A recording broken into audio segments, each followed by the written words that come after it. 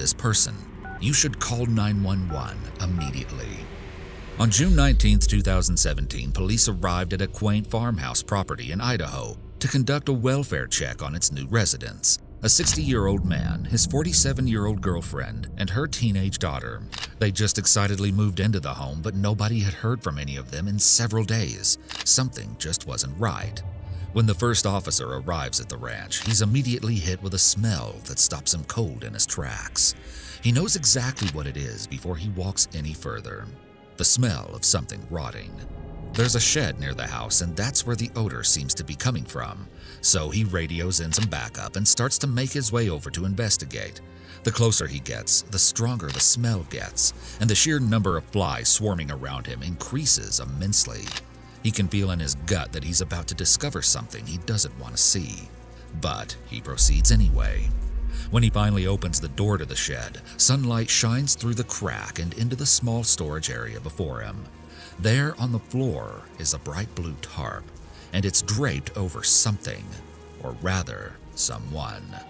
As he pulls back the tarp, he slowly reveals the bodies of 3 people laying side by side, all of whom had been brutally killed and left to rot in the shed, likely for days. As it is essentially the peak of summer, the weather has sped up the decomposition process substantially, making it hard for anyone to determine who the deceased individuals are. Though it isn't hard for friends and family members alike to assume that owner Mike, his girlfriend Nadia, and her daughter Peyton are the corpses on their property. Seems like a safe enough assumption, right? But once authorities were able to identify the bodies, they were faced with a shocking twist that nobody ever expected. Told you so. While 2 of the bodies did indeed belong to the trio who occupied the home, one of them did not, which left everyone with 2 harrowing questions. Who was this mysterious stranger lying dead on someone else's property? And perhaps even more chilling, where in the world was the missing 3rd resident? As the puzzle pieces of this convoluted case started to come together, the victims' loved ones would come to one chilling conclusion. No matter how well you think you know your friends, you can never be sure what double lives they could be living. Let's go back to where it all started. By the time Nadia Medley was in her mid-40s, her 13-year-old daughter Peyton was her entire life. But the single mother often had trouble making ends meet after her husband passed away in 2014. She also sadly lost a child shortly after its birth around the same time. For a while, Nadia and Peyton were essentially all each other had in the world, but that was all about to change. You see, Nadia worked as a massage therapist in Ogden, Utah, and she wasn't in a hurry to find love again so soon after being widowed. But sometimes love is spontaneous and just falls into your lap, or, in Nadia's case, onto her massage table. In 2015, a charming man with immense presence and personality walked into Nadia's work in need of a massage. The man, who went by the name Mike, was undeniably striking to Nadia. Almost right away, there was a spark between the two, a connection that neither of them could seem to control, which of course is how their unexpected relationship started. Mike was a catch, a private pilot for clients who often needed him to fly all over the country at any given time. He made good money, was well-traveled, and just happened to be a divorcee of 10 years. It seemed as though fate brought Mike to Nadia's life, as the two were beyond perfect for each other. Their relationship started off slowly, though it quickly grew more serious as the months went on. From after-work dates to hikes with Nadia and Peyton, Mike demonstrated his commitment to this newfound love. After all, he knew just how much heartbreak Nadia had already experienced. He made his girlfriend's daughter just as much of a priority in his life, picking Peyton up from school, taking her on lunch dates, teaching her how to shoot, and building such a strong bond with her that soon enough, she started to call him Dad. There you go. Awesome. Do it again. Keep pointing that way. Do it again. Looking at videos of them adventuring and even having fun leg wrestling in the leaves, you can tell that not only had Mike become a father figure in Peyton's life, these two were the best of friends. Nadia's friends saw a dramatic change in the woman when she met Mike, saying that he was the first reason she smiled in a long time, that she had a constant happy glow when they were together. Nadia's loved ones followed her fairy tale romance through social media. The couple and Peyton explored nature together. They had fun at rodeos, went to baseball games, and no matter what, they had fun. It was clear to everyone that Nadia's new romance was flourishing. She made sweet posts like, "Went to Cheap Trick, Joan Jett, and Hart tonight, thanks to my ever-so-thoughtful boyfriend, Mike. Awesome day at the fair with my little family. Love you guys." After an impromptu trip to Yellowstone, she wrote, "Because my boyfriend is awesome. Love you, Mike." Hi everybody, it's me Peyton. I am going to be like every YouTuber ever, and I'm going to make a vlog. We're going to Yellowstone right now, and how much longer do we have? Like 4 hours? Okay, yeah, 4 more hours. And yeah, it's a really pretty drive though. I'm happy. But all relationships have their honeymoon phase, and according to Nadia's best friend, there was a little turmoil that started to brew as time went on. Apparently, Nadia asked Mike 2 or 3 times for help paying mortgage. After a few times of being asked, Mike firmly declined, saying that they were moving too fast and he couldn't do this. But Nadia was not buying it.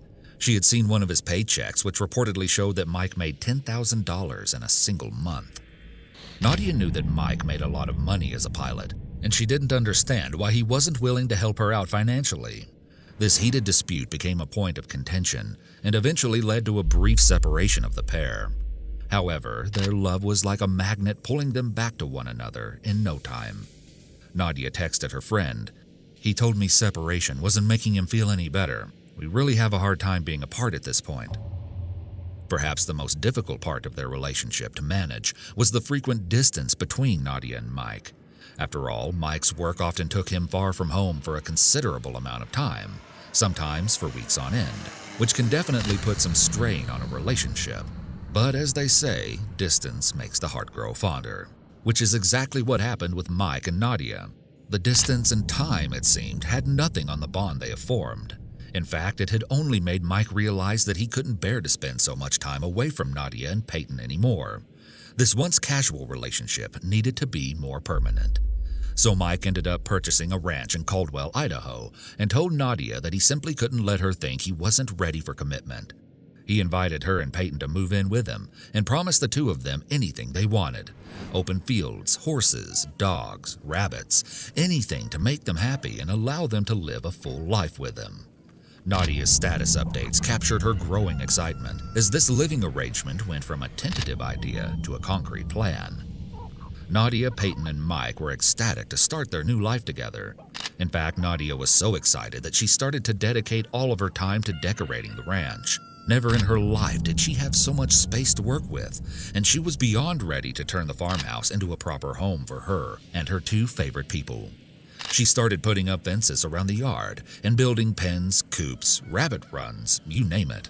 On May 10th, she shared this video of the expansive property, and it wasn't hard to tell she completely fell in love with the land. Notice the shed she pointed out in the background. Well, folks, here's my new backyard. Kind of liking this just a little bit. Still a little bit of fence to build here. Dogs are the only thing that's grazing now, but that will change. This is where the chickens live. Hay shed.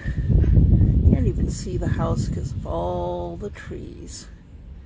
Yeah, baby. We're loving it.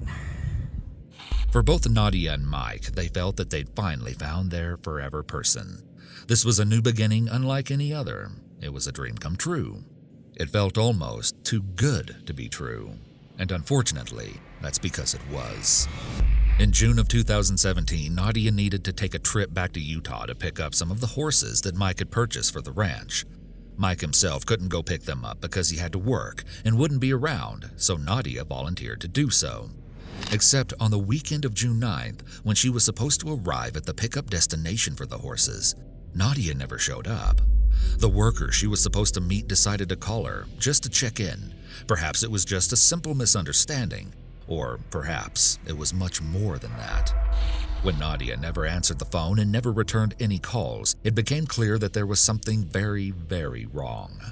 Family friends of Nadia's and Peyton started to experience the same thing on their end, noting that they hadn't even heard from Peyton since June 6th, which was the last time she had sent them a text message. Peyton's friend Sydney started to grow more concerned by the day. Both she and Peyton were completely addicted to their phones. There was no feasible reason why Peyton wouldn't respond to a text or a call for this long. When no one could get a hold of Mike either, it felt as though the entire family simply vanished into thin air. So Sydney convinced her mother to step in and investigate whatever was going on with Peyton and her family. Together, the two called 911 and had someone dispatched over to Nadia and Mike's property to check it out and see if everything was okay.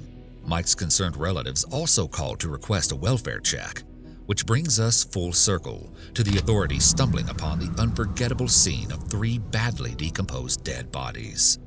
You're probably wondering who those bodies belong to. Well, let's start with the odd one out. This is where things get crazy. Eventually, officers were able to get dental records back to identify the mysterious third body. It was a woman, and her name was Cheryl Baker. She is also an Ogden, Utah local, but although Cheryl had been from the area, she had virtually no connection to Nadia and Peyton while she had been alive. So why was her body amongst theirs on the farmhouse property?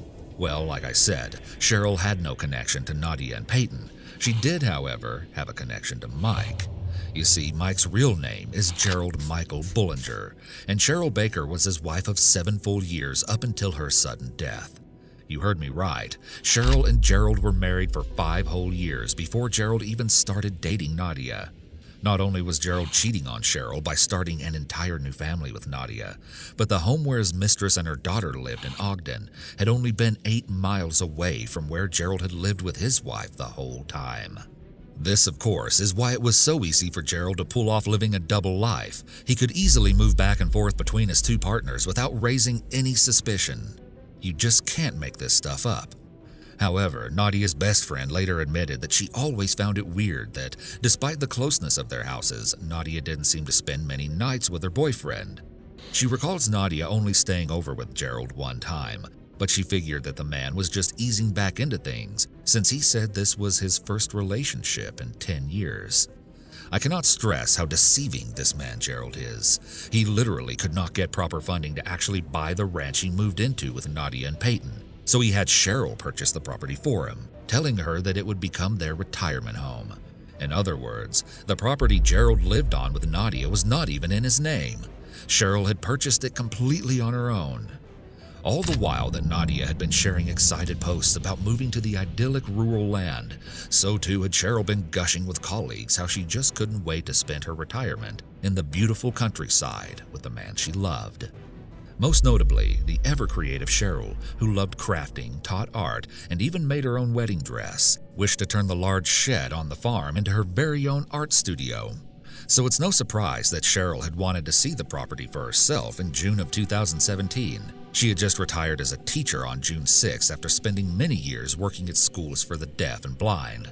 Although she had agreed to stay behind and sell their Utah home while he was supposed to live in a trailer on the Idaho property by himself and fix it up nice for her, she suddenly decided to drive 5 hours to where the property is located, excited to pleasantly surprise her husband with an impromptu visit. It was weeks before she was supposed to be there, but without a job to tie her down, Cheryl saw no reason why she shouldn't go reunite with her husband for a little while. Upon arrival, we can assume she was perplexed to find that there was a substantial amount of progress being done on the property, and confused when she saw a fully functioning home with a car parked in the driveway and animals running around. This was her property, and she surely hasn't been working on it.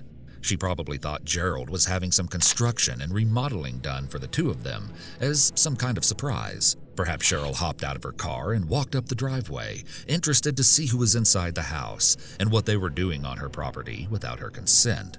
From here, we can only speculate what really went down on that fateful day. Maybe when Nadia opened the door, Cheryl's newfound suspicions were only confirmed when Nadia asked who Cheryl was, and the two realized they were being played by the same man. As for what happened after Cheryl and Nadia met face to face, the details are unclear. Presumably, the two women found out that Mike, Gerald, had been cheating on both of them with each other.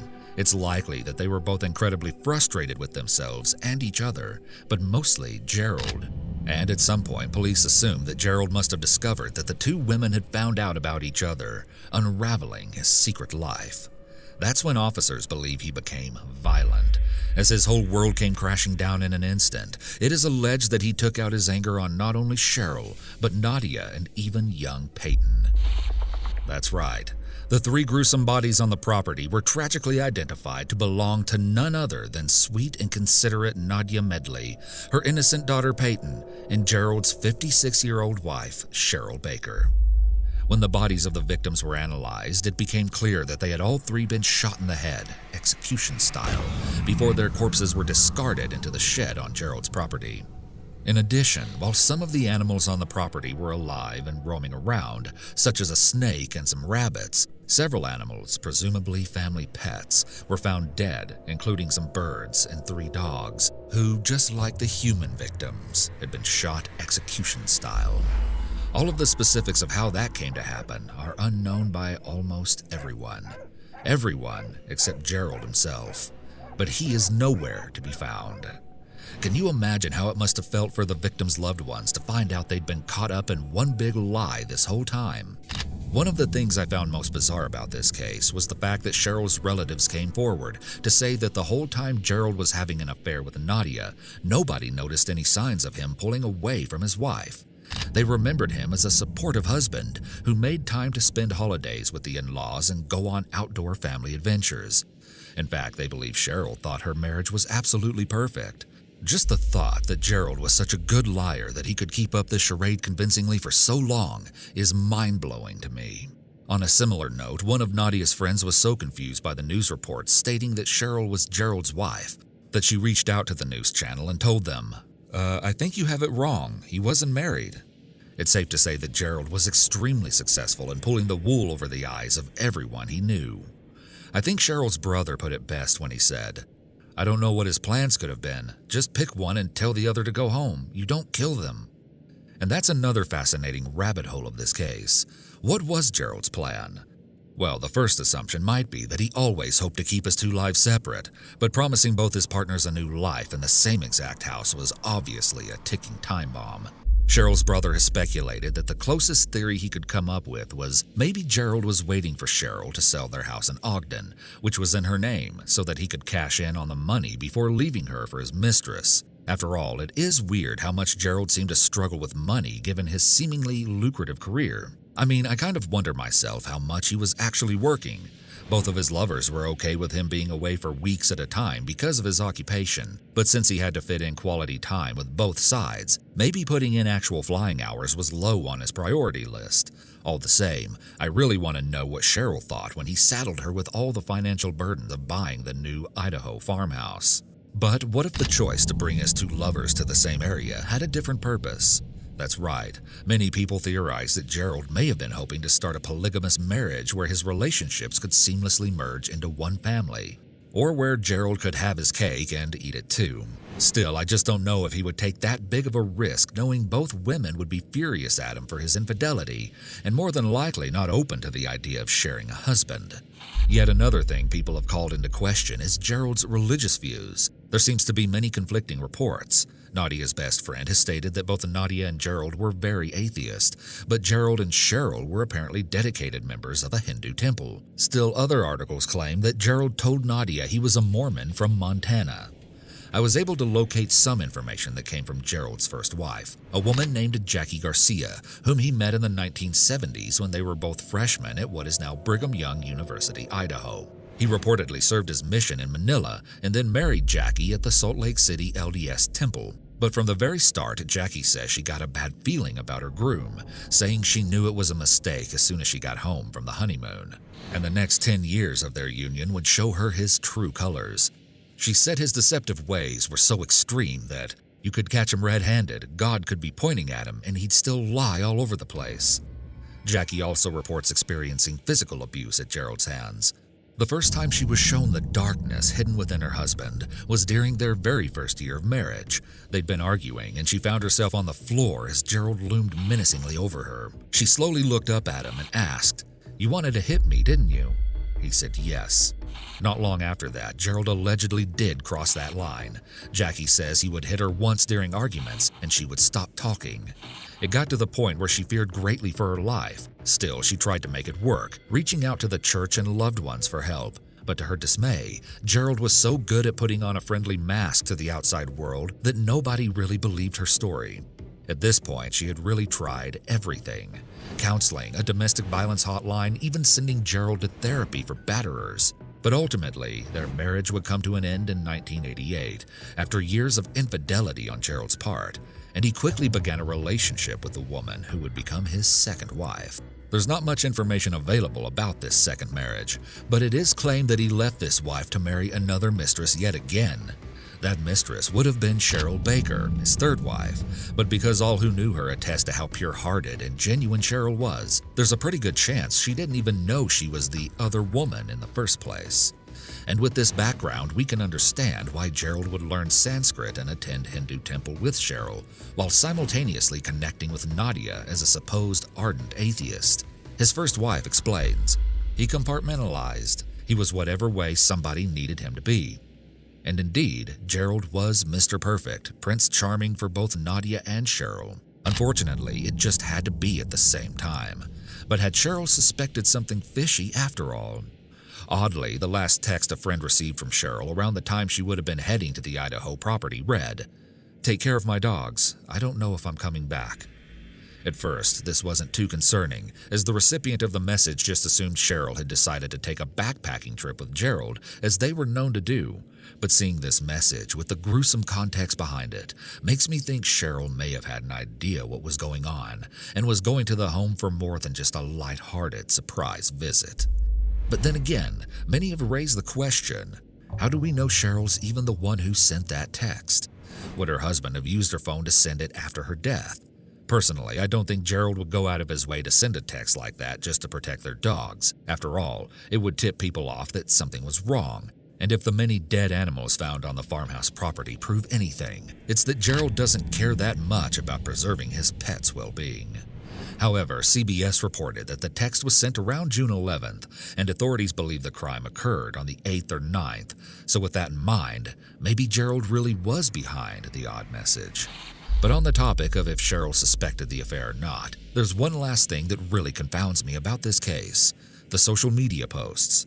With how recent this case took place, and how close Gerald's two lovers lived to one another, I just absolutely cannot fathom how he was so unbothered by Nadia constantly posting him on social media. I mean, there's pictures, videos, and posts where it's abundantly clear that Gerald was a part of this little family, going to concerts, rodeos, hikes together. Was he not worried that the friend of a friend might see one of these posts and then the whole jig would be up? Granted, it seems like Cheryl herself might not have been that active on social media, but it's just crazy to me that Gerald wasn't more paranoid about how much Nadia posted him. It would have just taken one mutual friend from Ogden seeing those lovey-dovey updates to expose his lies. However, it seems like Nadia just referred to him simply as Mike in her status updates, so I'm guessing that he didn't have a Facebook account to even tag, but still.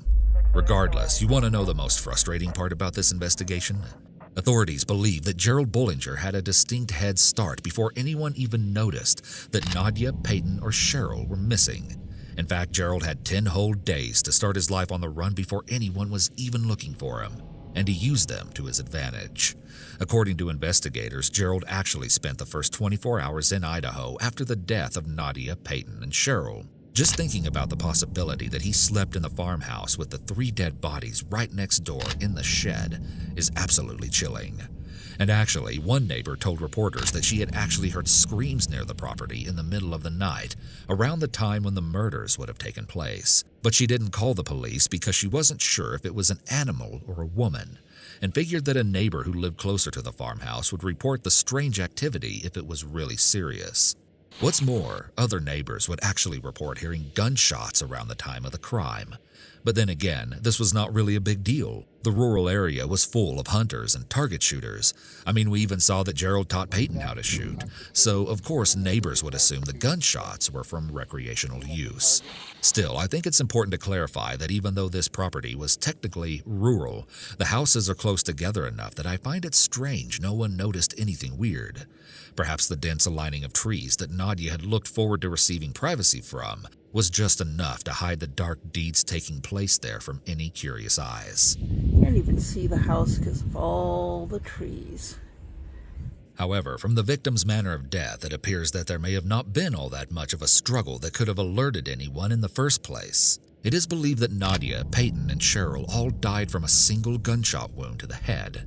This makes it seem like Gerald had the time and control to carry out a cold and calculated execution. But consider the circumstances. Whether Gerald was home when his wife met his mistress or he arrived home later to find the angry women waiting for him, it seems like the ensuing passionate argument would have been very chaotic. If Gerald had pulled out a gun, it's hard to imagine that the three victims wouldn't have tried to fight back against him. So how was it that they all died of such clean and precise bullet wounds? Some have theorized a scenario in which Gerald was already home at the farmhouse with Nadia and Peyton, when suddenly he saw Cheryl's car pulling into the driveway. Knowing that the jig was up and that he couldn't take on all three of them at the same time, perhaps he decided to take out Nadia and Peyton first, then waited at the door to surprise his defenseless wife with a sudden attack. Some have posited that Gerald could have shot Nadia and Peyton while they were asleep. I suppose this would make sense if Cheryl had arrived to the property late at night, and maybe that would explain the scream the neighbor heard. But ultimately, we just don't really know those specifics for sure. Investigators say that on the morning of June 10th, Gerald casually went to get breakfast in the next town over, in Nampa, Idaho. It seems like he wasn't even in a rush to get away, and apparently wasn't scared to show his face in public. I can just imagine him monitoring the news to check if the bloody crime scene he left behind had been discovered yet. After enjoying his morning meal, Gerald was heading back to Utah. Once back in Utah, Gerald switched out his truck for Cheryl's car that had been having some maintenance done in an effort to throw investigators off of his trail. And finally, on June 11th, Gerald was seen on video entering the Bridger-Teton National Forest in Wyoming, which is the last known location of Gerald, as it was the last time police were able to track him. After some searching, authorities were able to locate Cheryl's car at an abandoned campsite, but Gerald wasn't anywhere to be found. At least, investigators think he wasn't. There are a variety of theories surrounding Gerald's current whereabouts. Amongst the most popular are the fact that he easily could have managed to hitchhike his way out of the national forest, and maybe even out of Wyoming. However, some people also theorize that Gerald could have just continued his way through the woods and taken his own life out of guilt. Canyon County Sheriff Kieran Donahue has even said multiple times that his instincts lead him to believe that Gerald is dead. But whether that be from intentional self-harm or just exposure to the elements is up for debate. Some netizens have complained about law enforcement's insinuation that Gerald is probably dead. These online theorists point out that if he wanted to end his life, he probably would have done it in the heat of the moment, directly after the crime, instead of fleeing the area. Close friends of Nadia's believe that Gerald is far too egotistical to end his own life. One anonymous individual who knew Gerald for more than a decade quipped, "If you know about sociopaths, you know they're unlikely to kill themselves. He would have to feel guilty, and he doesn't have a conscience." I wanted to look a little into the actual definition of a sociopath, since the term seems to be thrown around a lot these days. The official consistent behavior patterns indicative of the disorder include the following: lack of empathy for others, impulsive behavior, attempting to control others with threats or aggression, using intelligence, charm, or charisma to manipulate others, not learning from mistakes, and lying for personal gain. There are clear examples of Gerald exhibiting each one of these criteria, so perhaps that title would be a good fit for him. Or, at the very least, it can be said that he exhibited sociopathic behavior in many aspects of his life. Cheryl's friends even said the eventual husband and wife met on a plane, and by the time they landed, he had gotten her phone number, so there must have been something infectious about his personality. Too bad he used it to manipulate those who trusted him most. Law enforcement emphasized just how rugged the 3.4 million acre area he disappeared into is, saying that it is littered with grizzly bears, wolves, and coyotes. Gerald apparently has taught survival training in the past, but even if he was able to sustain himself for a little while out in the wilderness, he probably would have had to find more welcoming accommodations before winter fell. What's interesting is that many of his old friends actually theorized that he could have used his trademark charm and charisma to convince another unsuspecting woman to take him in. I'm sure if he's still alive somewhere out there, he would be going by an alias, so that's why spreading his photo around is so crucial. The sheriff has said that the evidence points to him still being in the country, probably within the West if he's indeed still living. But here's where things get even crazier. On July 20th, 9 days after Gerald entered Bridger Teton National Forest, a couple of workers from a recreation center reported seeing someone who looked just like Gerald in a tent at a camp spot less than 2 hours from where his car was found. Could Gerald have narrowly escaped being caught again? On June 28th, a tip was received from someone who thought they saw Gerald driving south on Interstate 15 near Salt Lake City, while others reported possible sightings of the fugitive in Pocatello. Police dogs, helicopters, and infrared technology have all been employed in the expansive and intensive search for the suspected killer on the loose, but all to no avail. What's really weird is that one sheriff stated plainly that they collected evidence that indicates Gerald is dead, but he stands firm that they cannot be closed-minded in this investigation. I would really like to know what that evidence is that indicates he is dead, but it doesn't seem to have been made public. One of the most eerie things about this case is that Nadia's Facebook page has not been taken down, and so we can still read her final posts. They're like a time capsule showing a woman who is happy, optimistic, and totally head over heels for her boyfriend, excited for the future. In her very last post, she says that the last thing she thinks before going to bed is, life is good, and affirms that she has found love. Before that, a photo of Peyton, a cute snapshot of Nadia with her dog, and a scenic picture of the rural front yard she loved so much. An even older post from 2016 is perhaps the most sad of them all.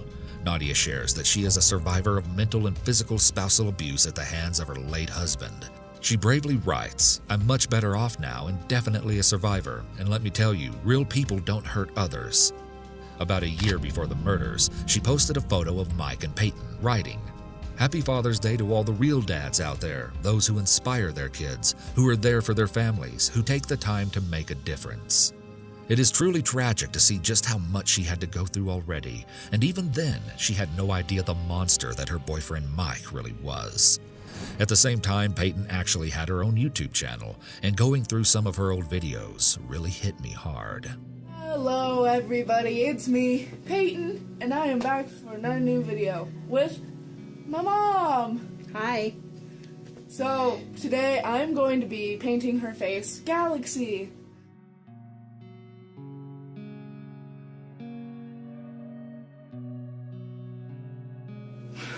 Comment down below what type of video I should be making next.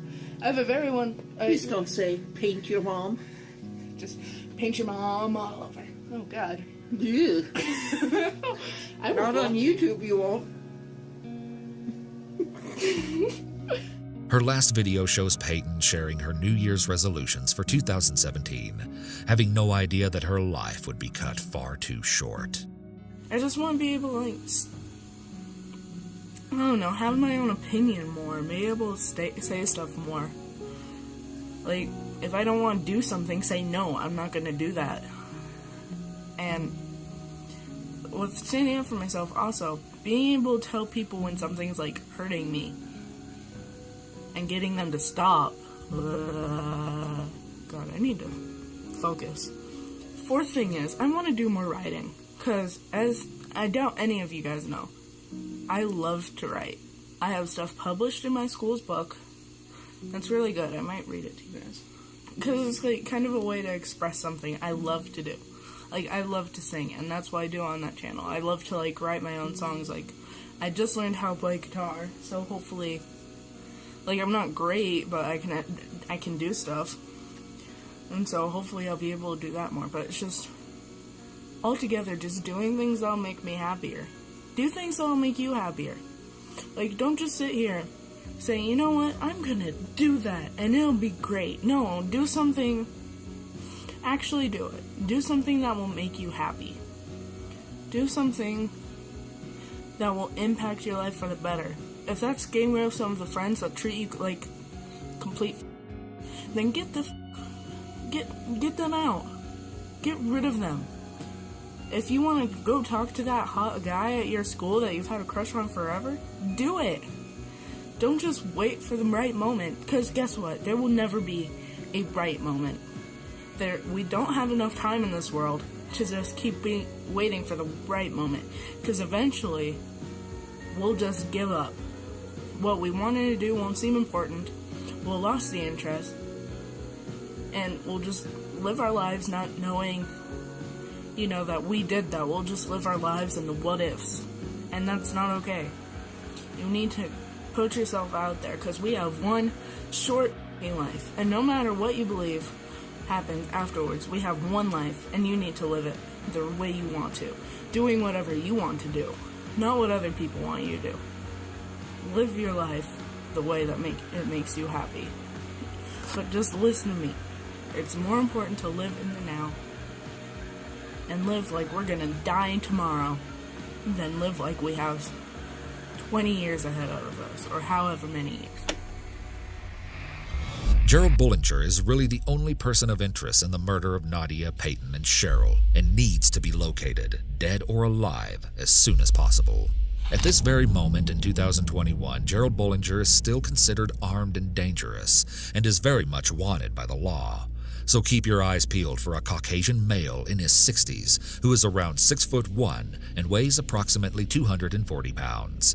From the last time he was seen, Gerald Bullinger has gray hair and brown eyes, as you can see in this photo of him. If you see him, do not approach him, but please call 911 immediately. And if you take one thing away from this story, remember that people are not always what they seem.